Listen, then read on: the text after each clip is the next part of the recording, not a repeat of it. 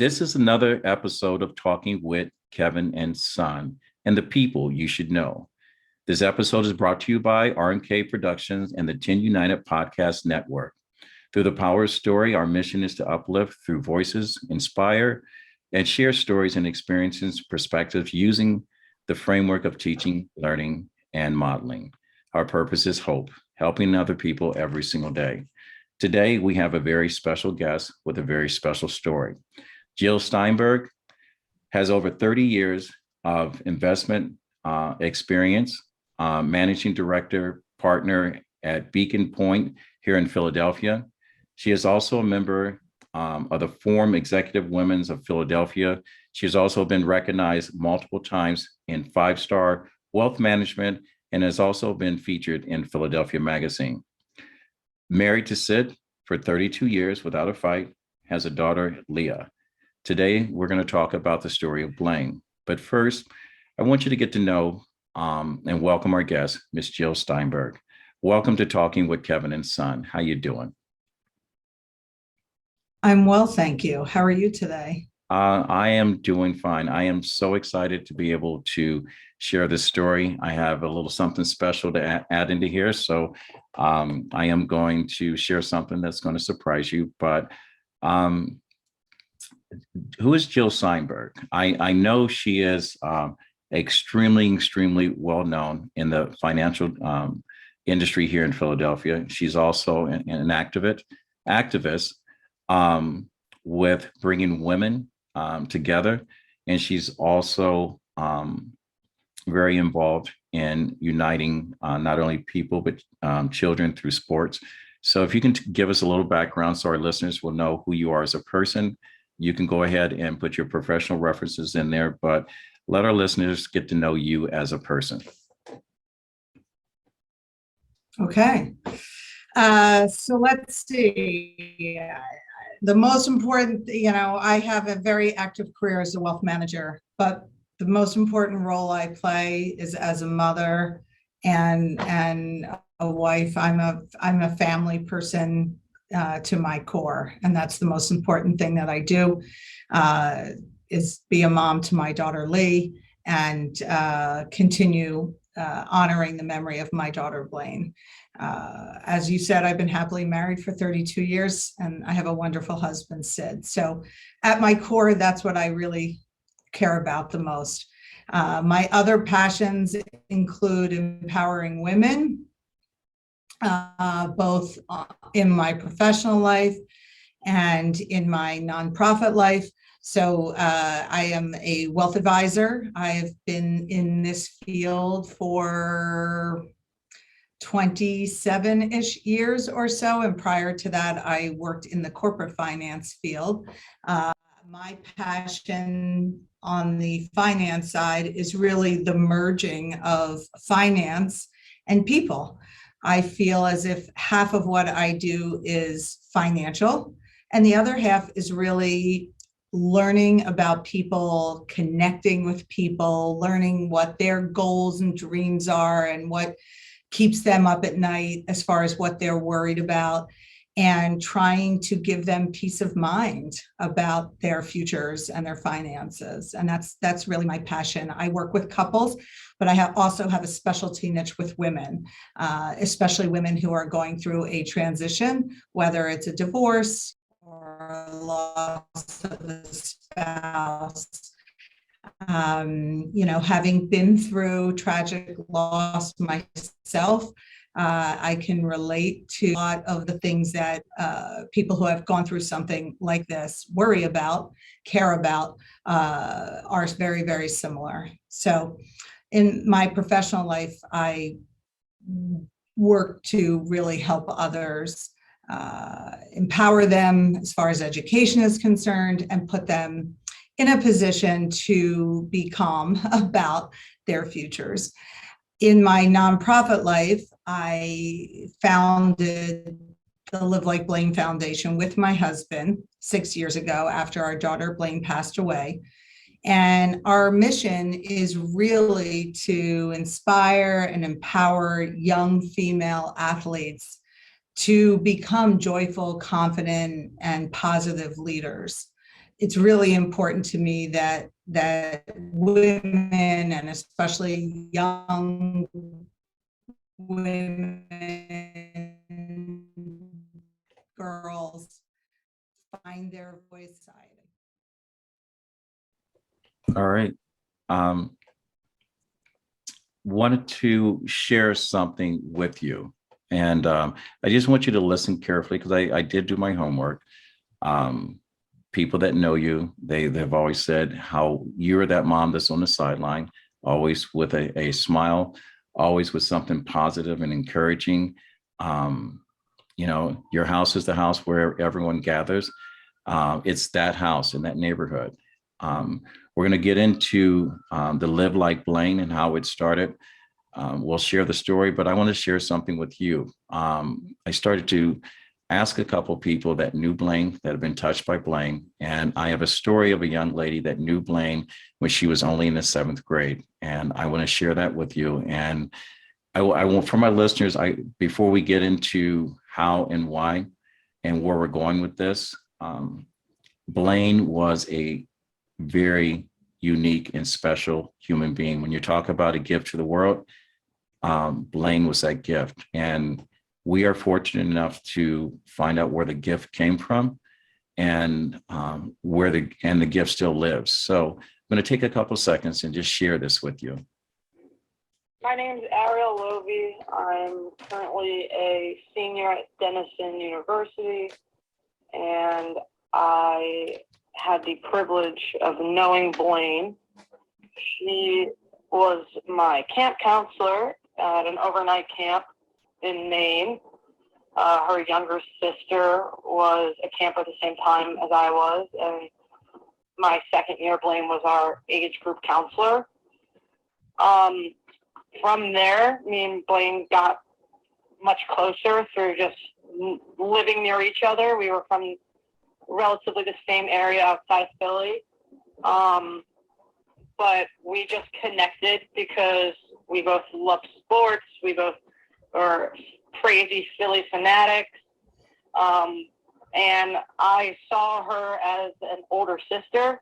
She was someone I felt comfortable turning to, telling her anything, asking for advice. And I know many people that have met Blaine that feel the same way. She had a type of personality that was so welcoming and so encouraging that no matter who you were, how you knew Blaine, she would put down anything to help someone that needed her. She was a superstar in all aspects, academics, athletics. So it was really great to have her and still have her as a role model. She was the light in any room. If anyone saw her, you were automatically smiling, but her presence just made everyone feel better.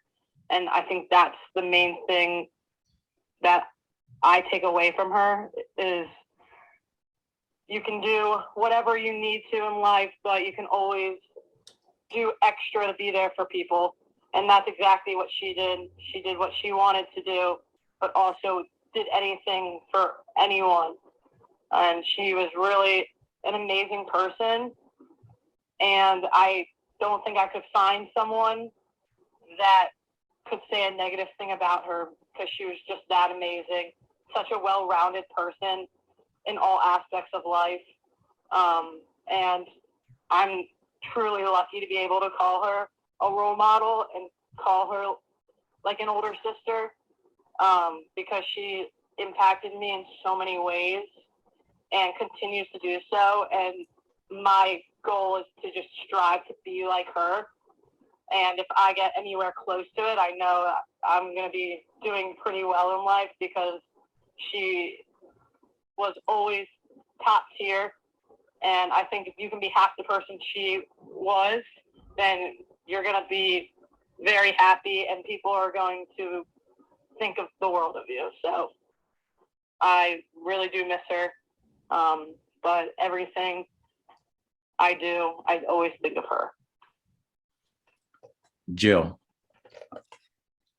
I know how I felt when I first heard this, and it's not the first story that when I was looking for conversation and experience to know a little bit more about Blaine, this is only one of many stories. Um, at 21 years of age, um, to lose a child at any age is tough, but to lose someone that has a gift. Um, Before Blaine, the Live Like Blaine Foundation, can you just, and if you don't want to talk about it, you don't have to, just share the story of, you know, the evening that you guys got that phone call, what you went through, and just tell the whole world just how amazing, not because she was your child, because there's other people that have stories just like this. She was different. She was a gift. If you don't Yeah. mind, share the story of Blaine. Thank you.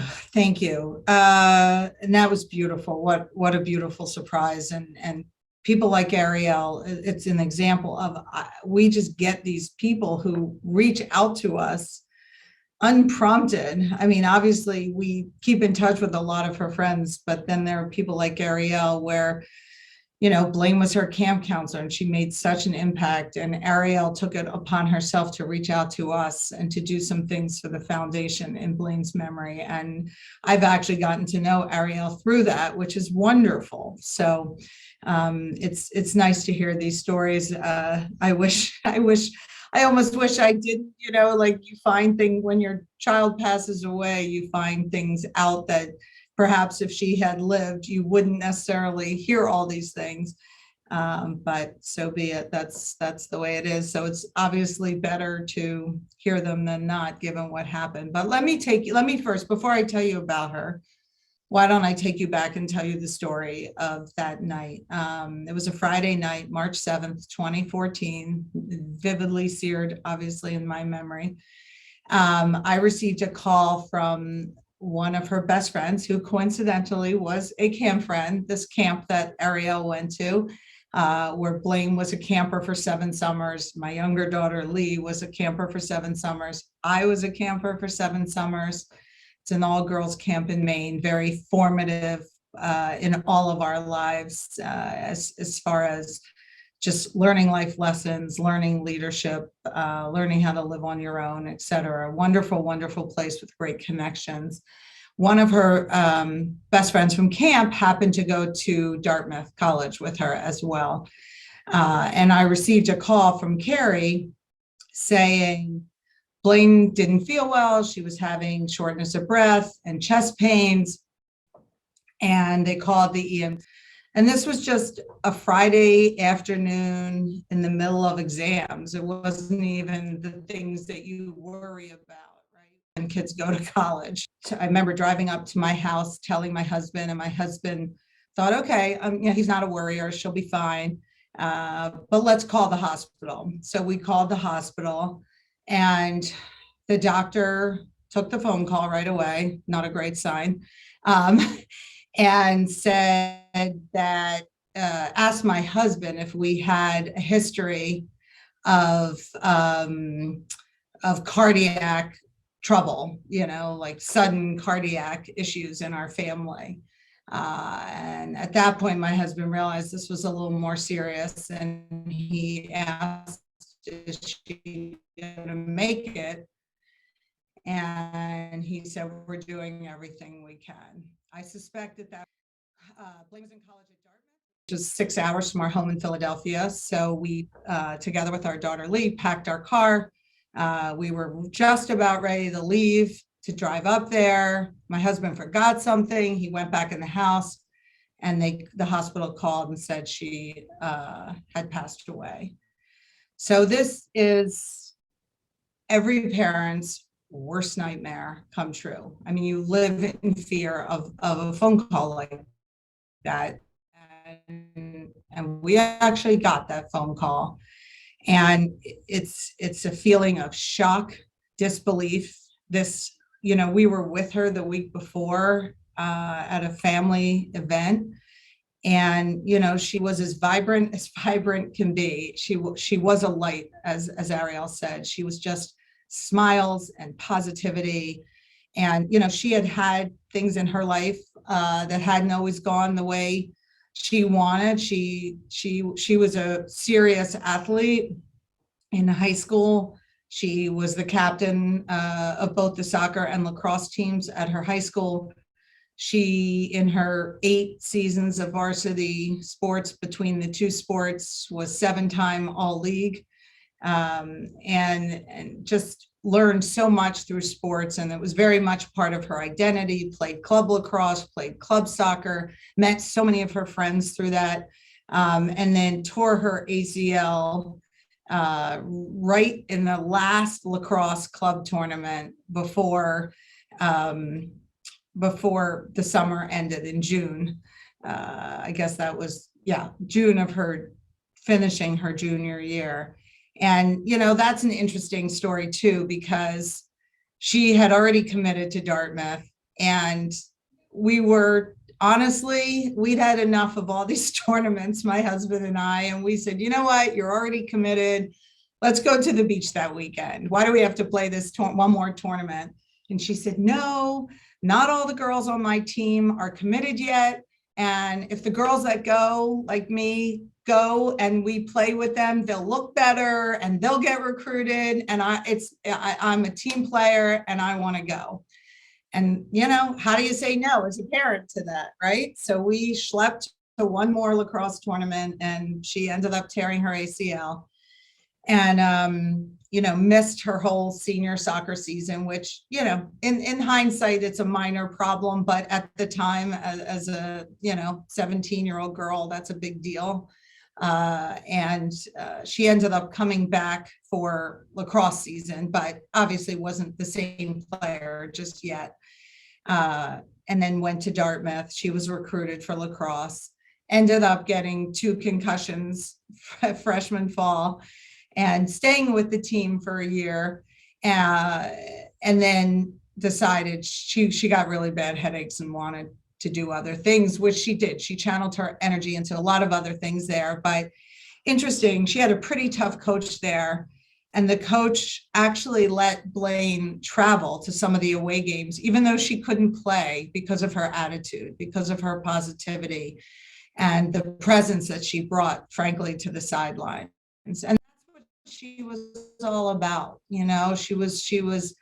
She was a good student. She was a gifted athlete, but most importantly, she was a genuine person, very authentic, a little unusual as a teenage girl in that, she kind of expressed who she was, take it or leave it. She didn't get caught up in the drama. And look, that didn't always make her Miss Popular either.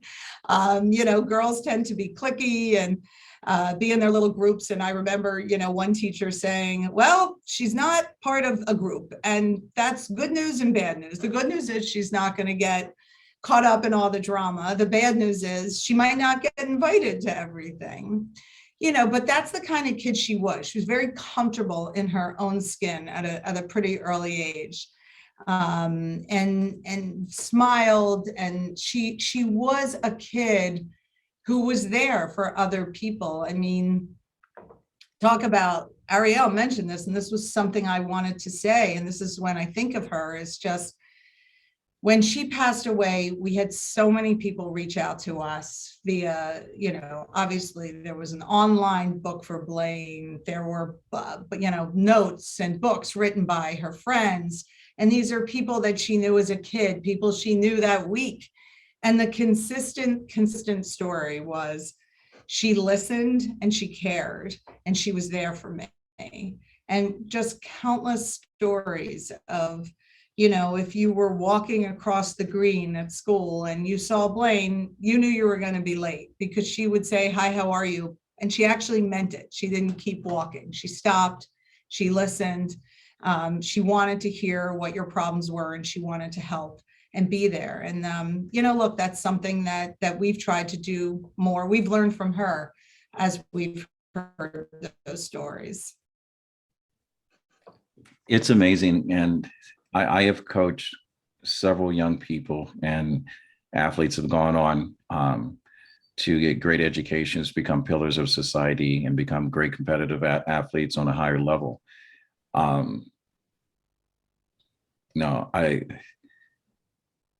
you brought up a quote by Dr. Seuss. And the question is, when you have someone so wonderful, so giving, and we're living in an age with a conversation of diversity and inclusion, and just building alliances with people and accepting people for who they are, no matter what walks of life or economic background or geographic differences. Blaine was consistent. She had a big heart. I'll talk about the 11 steps that you have that recognize Blaine's, but I'm going to let you share the quote by Dr. Seuss, because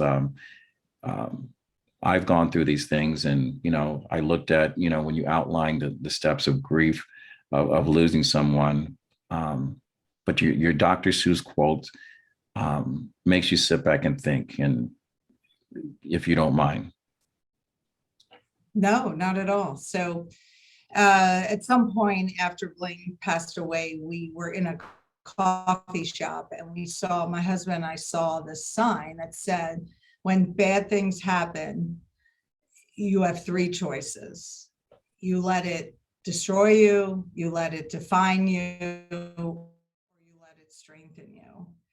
And we looked at that and we said, like, the first two are just not options for us. We cannot let this destroy us or define us. And we're both extremely positive people.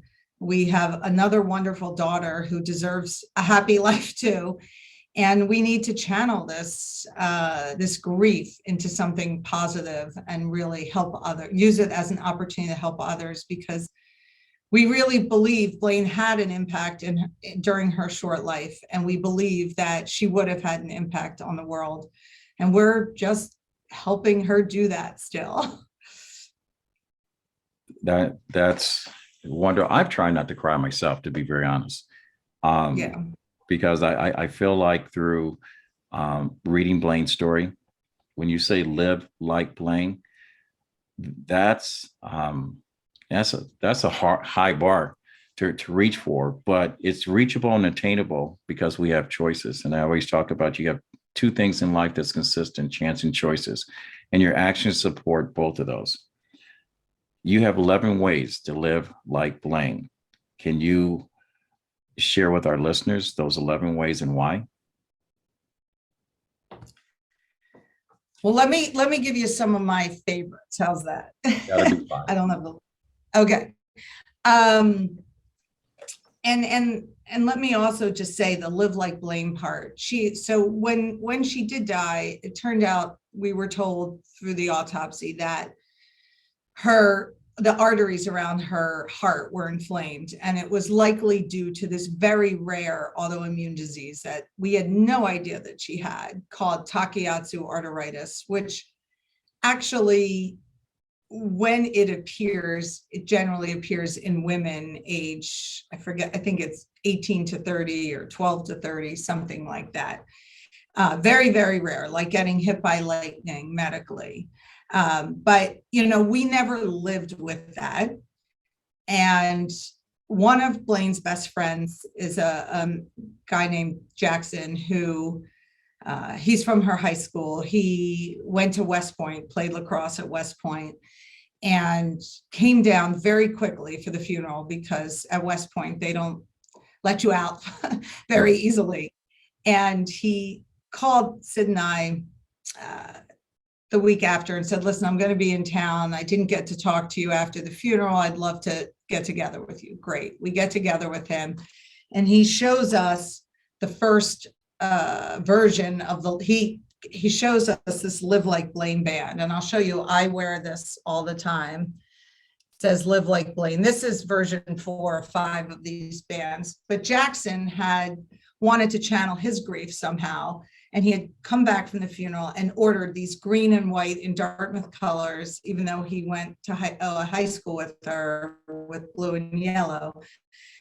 But he said he wanted to remember how she lived.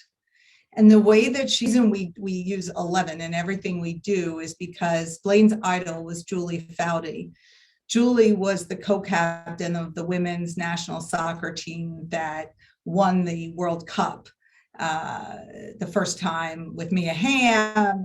Brandy Chastain whipped off her shirt at the end at the Rose Bowl when they won. She's won 2 Olympic gold medals, as well as 2 World Cup medals. She's a soccer analyst on ESPN, and Blaine always loved her. All the other girls wanted number 9 for Mia Hamm. Blaine always wanted number 11 for Julie, and actually got to interview Julie up at Dartmouth. After she stopped playing, she got involved with the sports radio station.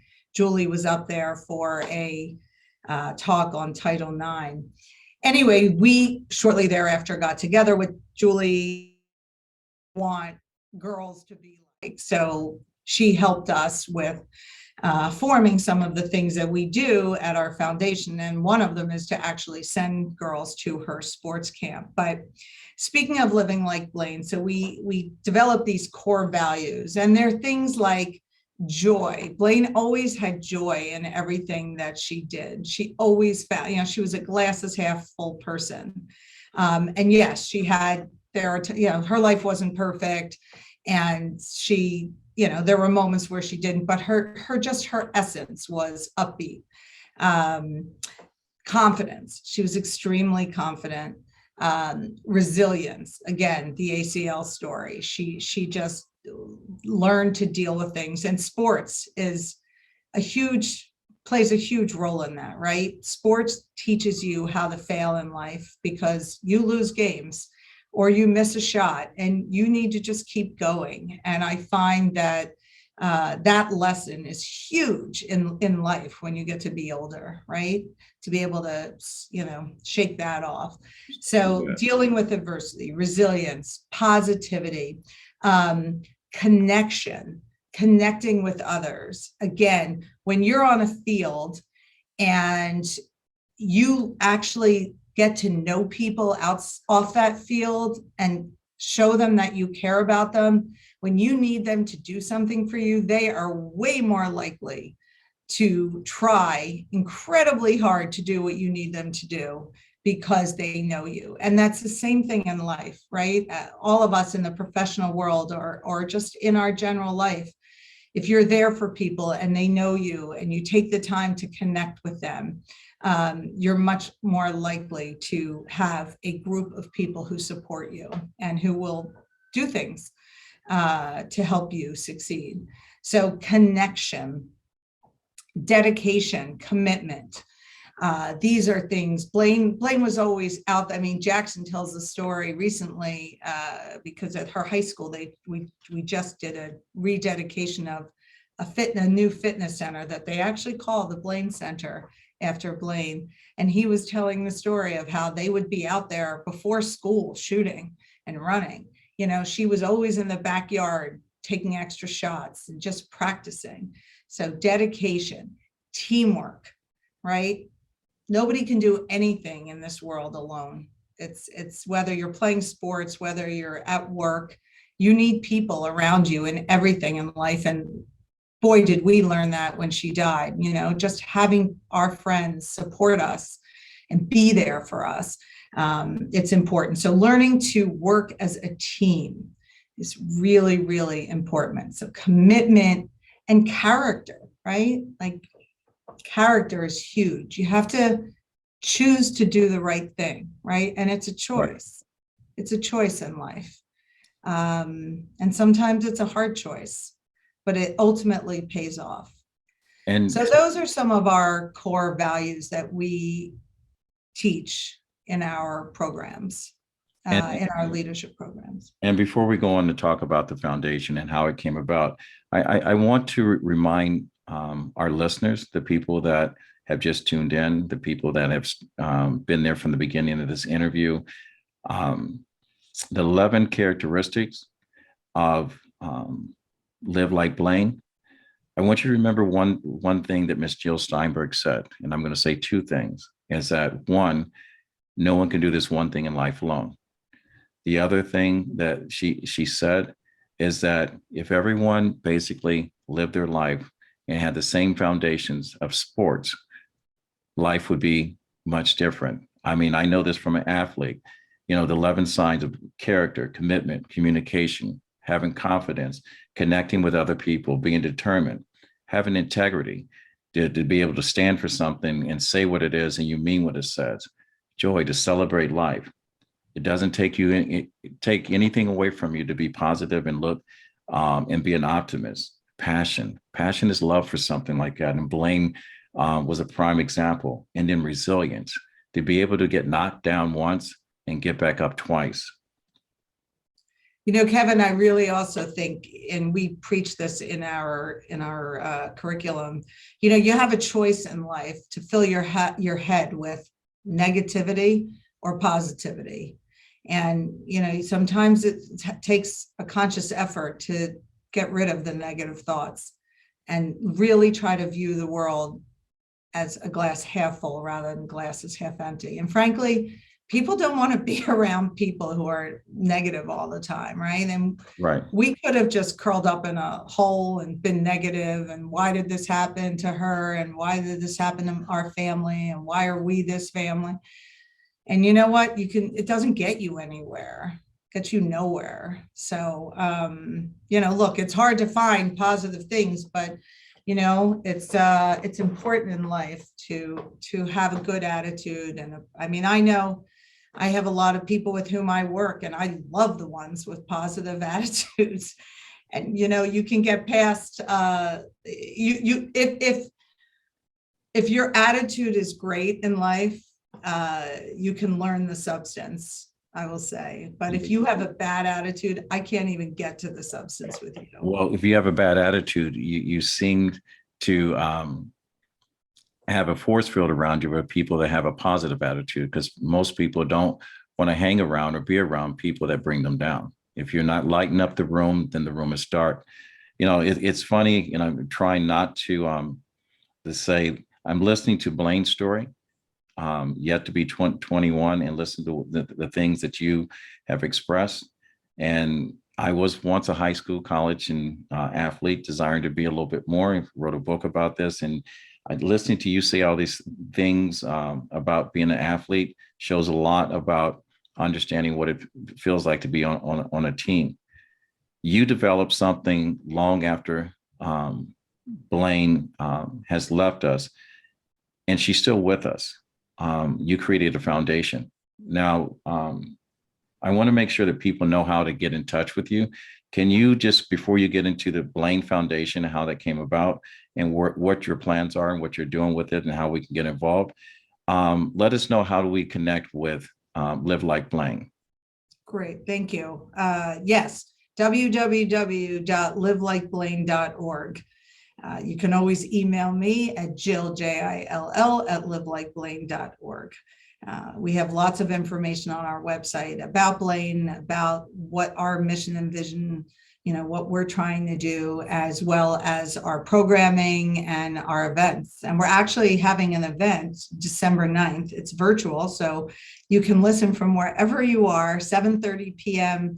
Eastern time. You do have to register to get the link.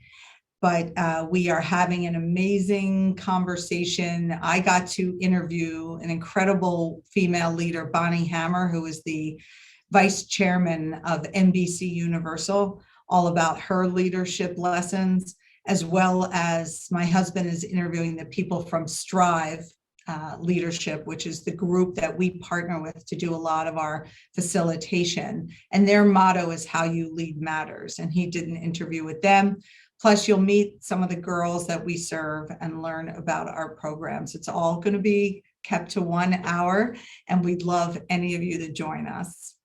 I honestly wish I had known about this before, because I have a good friend, Mr. Dave Sanderson, that survived a plane crash in the Hudson, and he has a book out called Moments Matter. He would be great someone for you guys to talk to, and I will connect you with a couple of people as promised.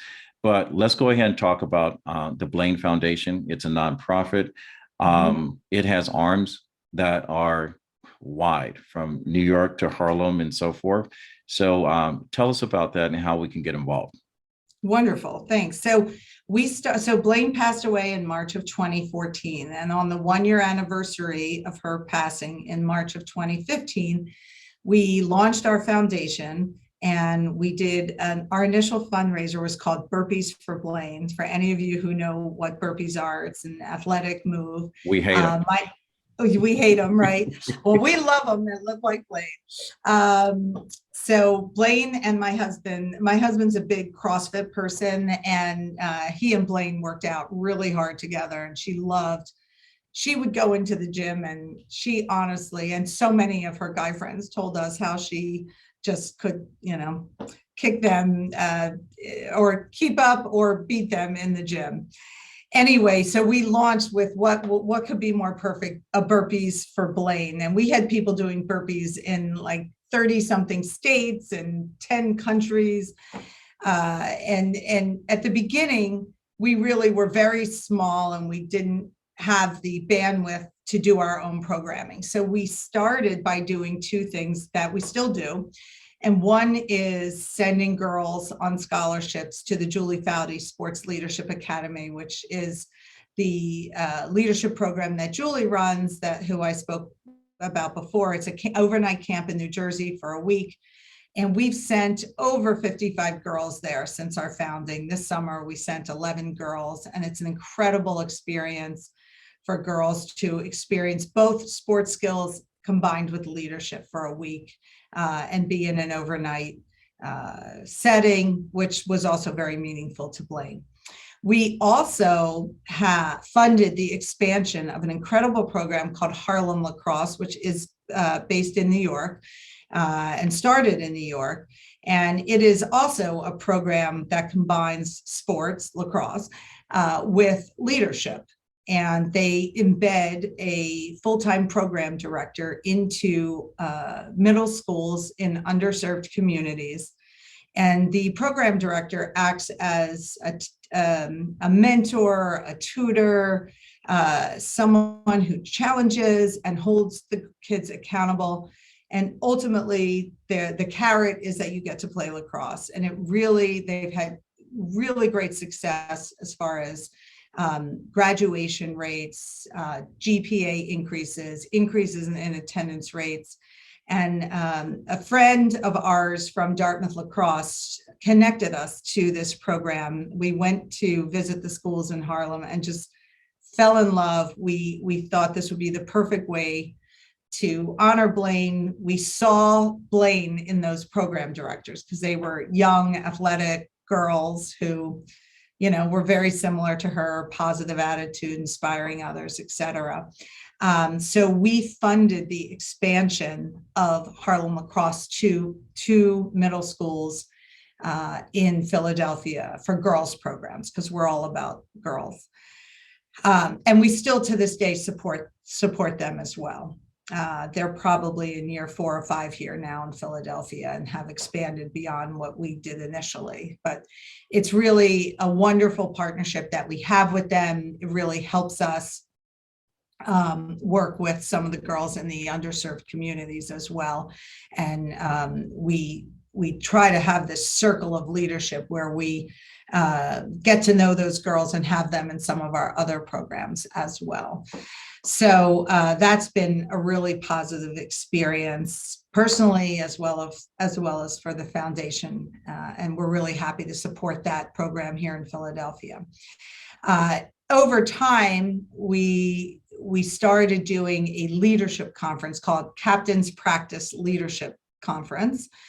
For any of you formal athletes, you know that there are rules about practices, and some of the ones that aren't official are called Captain's Practice, and that's how we came up with that name. But essentially, it's a one-day conference, leadership conference for high school female athletes that we do on Martin Luther King Day. It's about 4 or 5 hours long, and it was originally in person. Last year we did it virtually. We're not sure. We're still undecided how we're going to do it this year, whether it's in person or virtual. But essentially, we bring in a woman leader in business and a woman leader in sports to speak to the girls about leadership. And then we bring in Strive, this group that we work with, to do hands-on leadership training. And we purposely bring together a diverse group of girls, split them into groups for the leadership training. Hopefully they get to know some other girls outside of their bubbles and learn something. You know, we always have a theme of each conference. And we also added a few years ago, and one of the people at the school where we hold it, which is at the high school that Blaine and Lee both went to, Penn Charter here in Philadelphia, said, you know, this is great. You should expand on this, do a deep dive. And from this, because we get many of our best ideas from other people. So if any of you have any ideas, we're very open to hearing them. But we decided 3 years ago to start a full year rather than the one day leadership academy, where we take a small group of girls. So instead of 150 girls for one day, we take, give or take 20-ish. This year we have 22 in our program. Purposely diverse. We try to get a really nice mix of girls from the city, girls from the suburbs, different, races, religion, areas of the city, different types of schools, public, private, Catholic, and bring these girls together, get them out of their bubbles, the bubbles that we all live in, and really get to know each other one-on-one. And we meet once a month for a couple of hours, and the program is based around the 11 ways to live like Blaine. So there'll be a theme each week. And then we also take the girls on an overnight retreat to a camp up in Lancaster, Pennsylvania, where we do team building and physical activities, as well as some curriculum. We also end the program on with some community service. So the girls do a capstone project where they pick an issue that's important to them, whether it's social justice or women's rights or hunger, homelessness. These are some of the ones that they've chosen in the past. And they run a little event to raise either or both funds and or awareness for their issue. And they work in groups and they lead this community service project, which has been great. And the other thing that we do is we provide mentoring. So we have a group of mentors from the Philadelphia community, women who are professionals in various fields. And we meet monthly with the girls. Lately, we've been doing it virtually. We do Mentor Mondays, do meetups as a group, and then we do breakout rooms. And the goal is, the first year we did a lot of it in person as well. And we then allow our program, the core program is for high school sophomores. So we then encourage the girls who have been through the program to stay on and do peer mentoring, which is really nice because they get to use some of their leadership skills at a young age and work with our younger students. So that's kind of a nutshell of what it is that we do. We're always looking for new mentors if anyone's looking to get involved, especially if you're in Philadelphia. We do some things virtually, but we do want to at least have the option of the one-on-one. But we also are open to and looking towards just providing some virtual sessions down the road. We're hoping to do this with people about various careers, things like that. So if anyone's interested in getting involved, please reach out to us. The other thing that we're working on, our latest initiative, is to expand our leadership academy down to the middle school level and really bring it into the Philadelphia parks and recreation centers, because we do want to meet the girls where they are, and we hope we can get them exposed slightly younger age. Middle school is a very transformative time for girls, and a time where often they drop out of sports. So we're hoping we're in the middle of planning sort of an 8-week module program based on the same values, just modified slightly for a middle school level, and a shorter module program that we can bring into the parks and recreations and or some middle schools in the city of Philadelphia. so we can broaden our reach here in this community. I am so glad that you brought that up, because listening to these are all great ideas. And I hear this conversation a lot, because in corporate America, diversity, inclusion, and equitable, and, trying to balance out opportunities for everyone else is a great conversation. I think you and I have had this conversation. I've said that many corporations always, because it's a hot topic, they like to match at one end and blow smoke out the other. And as soon as you said that you were looking to start at the middle school level, I started doing the happy dance, because for minorities, people in color, if you don't get to them between, the middle school areas, you normally lose them. And we always don't look at the opportunity of being involved into a sports program that doesn't represent us as an opportunity that we can compete in. The same as with me going back to the community and seeing someone that came from the same environment, had the same risk, and then all of a sudden realizing, because of choice and chance, that you were able to have a better life if you chose to do so and your actions follow that. So I will commend you for that. And I know a lot of times people that are different from me, when they have these conversations, they fear, of actually saying this, because I know we don't understand what everyone is going through. And the only way that we get some understanding is that we acknowledge that things are hard. The same way with, no one understands what you went through unless you lost a child. And no one understands once you lose a child and you get back up, and you go through the grieving process, and you put something together to make sure that the memory of that child is not lost, and you make life better for someone else. So that's a lot to be commended for. And the Live Like Blaine Foundation should be something that we strive for. I have two people that I'm going to recommend to you that's going to add to the diversity and inclusion. It's going to add to that. They've never been involved in something like that, but they're educators. And they're educators in the middle school area. I'm also going to introduce you to my partner. That's the head of, he's the superintendent of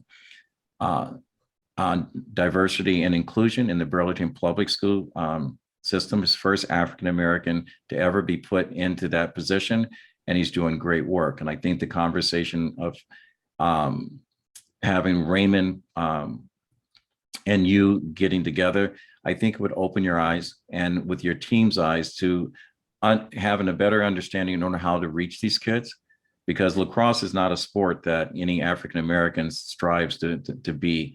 And just like soccer, until we saw someone that looked like us, we didn't know that was an opportunity. And trust me, if I had to do it all over again, instead of playing football, I'd probably played soccer, because I love to run, and I love to sweat, and I was faster than everyone else. So the Blaine Foundation is doing a lot for everyone that's listening to this.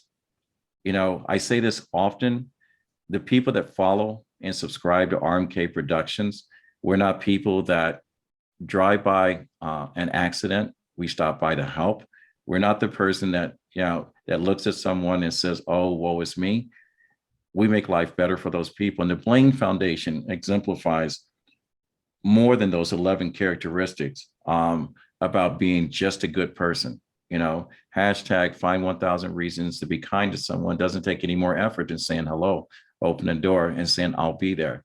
And when you say you'll be there, you show up. What would you like our listeners? Go ahead. Well, I wanted to just add two things. One is that we don't just deal with lacrosse. We support Harlem Lacrosse, but our girls we purposely try to get a diverse group of sports in our groups as well. So just so you know that it's all sports.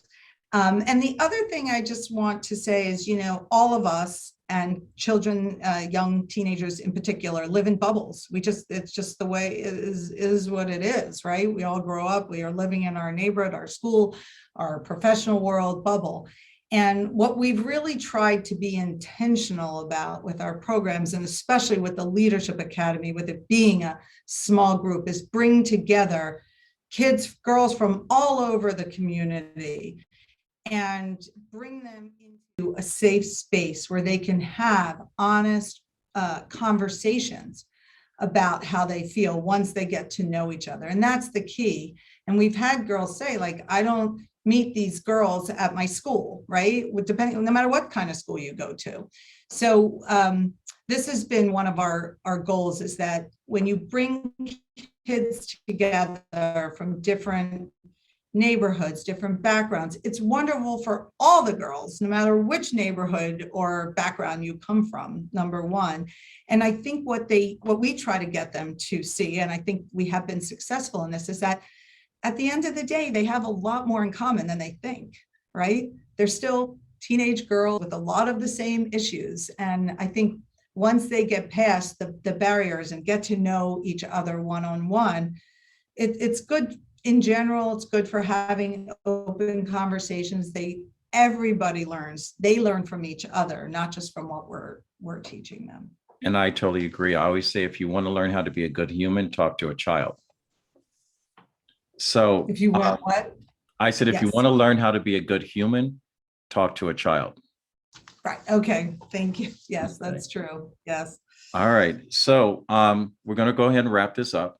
All right. And I'm going to tell all of my listeners, look, follow the Live Like Blaine project. Support Live Like Blaine.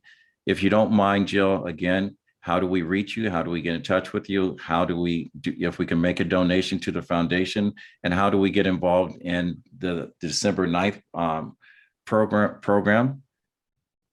Yes. So it's www.livelikeblaine.org.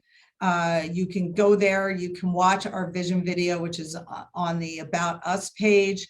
You can go to our program page to learn more about our programming, and you can go to our events page to get the registration link for the December 9th virtual event, where you'll learn all about who we are, what we do, and what we're all about. We'd love to, obviously your support in any which way, increasing the awareness, we'll always be happy to accept financial support, because that allows us to grow these programs and impact the lives of more girls. And I'm mentors, if anyone wants to help with that. We will find you people. Your one big ask, ASK. I always ask this with every single guest before we close out. If you can have one dream to come true, and that someone out there listening could be that person, that beacon that would allow this dream to be alive, what would your one ask be?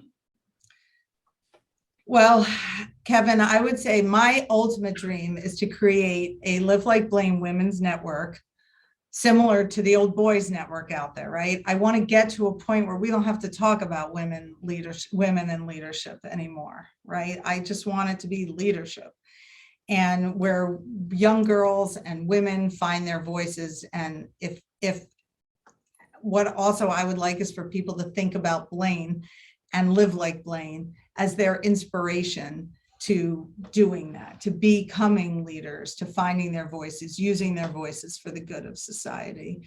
And that we can then create this wonderful network of people who are involved with us, whether it's our students, our mentors, our donors, our board members, or just people who care about women and leadership and women and the intersection of women leadership in sports. I will feel like we have been a success, all in the name and memory of my beautiful and wonderful daughter, Blaine. And I want to say thank you 100,000 times and double that. And I want to say to my listeners, we have covered so much information. At some point, I hope the conversation and this experience has touched you in a way that instead of conversation, your actions support the conversations that goes on in your head. I'm hoping that this conversation changes the way that you view the world and other people. Adapt the 11 ways of living like Blaine as part of your own personal character and your own personal experience, and share that. If you have not followed us, you can go to RMK Productions and Network on our YouTube page, subscribe and follow. If you want to get involved with the Live Like Blaine Foundation, go to www.livelikeblaine.org. If you want to get in touch with Jill or share this this podcast with your family and friends, co-workers, a young child that wants a little bit more out of life or going through a struggle, have them reach out to the Live Like Blaine Foundation and have someone there hold your hand. If you have any questions about this, again, reach out to Jill Seinberg personally. She is someone to follow, someone to pattern behavior by, and someone to live by. She's overcome and overcoming a tough experience. And my father said at one time that you don't move on without things, you move on with them. And it's what you do with those things that you're moving on with is how you live.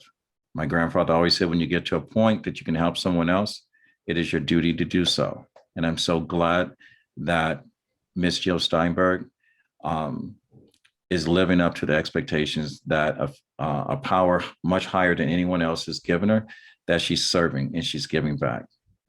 And Miss Jill, I hope you come back and give us updates on experiences of the children that are involved, young athletes, both young and old. Keep us updated. And I hope that you would share this with your family and friends. And to my listeners, I want to say thank you. This has been another episode of Talking with Kevin and Son. Today we're minus our son because he is not feeling well. Hopefully it's not COVID, but anyway, I just want to say thank you and thank you and thank you. And I'll say that 100,000 times and over and multiply it. Miss Jill Seinberg, Live Like Blaine. All right. Thank you, Kevin. Thank you for having me. Thank you.